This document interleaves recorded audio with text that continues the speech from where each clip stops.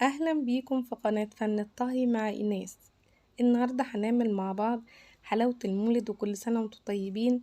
نعملها مع بعض بطريقة سهلة وبسيطة جدا.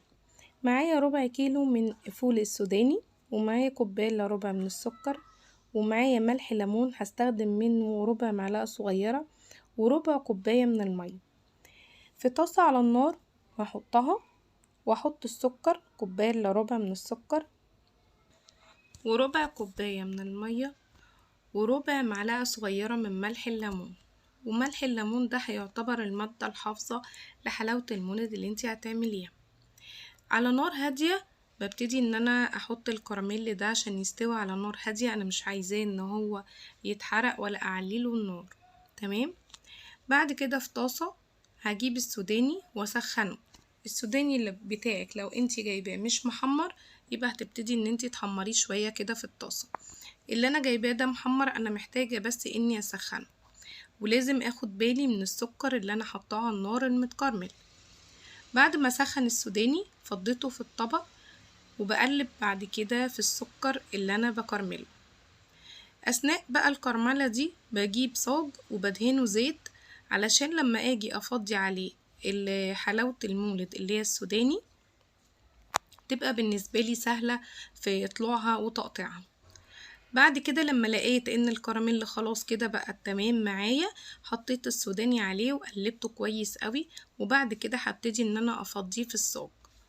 وانا بقى بفضيه في الصاج بفرده بسرعة، علشان خاطر السكر بتاعه ده هينشف معايا ويتجمد، هيخليني ان انا معرفش افرده صح ولا اعرف اقطعه.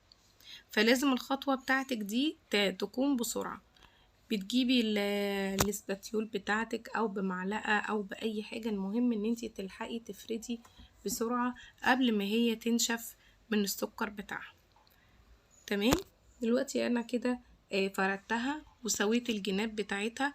هجيب بعد كده السكينة وابتدي ان انا اقطعها وهي لسه طرية، عشان هي لو نشفت انا مش هعرف اقطعها، هتتكسر كلها معايا.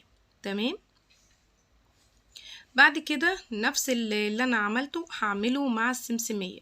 معايا ربع كيلو من السمسم، وكوباية الا ربع من السكر، وربع كوباية مية، ومع ربع معلقة صغيرة من ملح الليمون. هكرملهم برضو كده على النار، واسخن برضو السمسم كده في طاسة تانية. وبعد ما هيوصل معايا الكراميل للدرجة اللي انا عايزاها، هبتدي بعد كده افضي عليها السمسم. ولو عجبك الفيديو ما تنسيش وانتي بتتفرجي الاشتراك في القناة وتفعيل الجرس عشان يوصلك فيديوهاتي. بعد ما حطيت السمسم وقلبته كويس قوي، هاجي بعد كده في الصاج وافضيه. وبرده نفس الحكاية ان انا هفردها بسرعة علشان السكر ما ينشفش في السمسم، ومعرفش ان انا اسويه ومعرفش اقطعه. وده بيكون شكلها النهائي بعد ما قطعتها. ويا رب الفيديو يعجبكم، وان شاء الله نتقابلوا في فيديوهات تانية.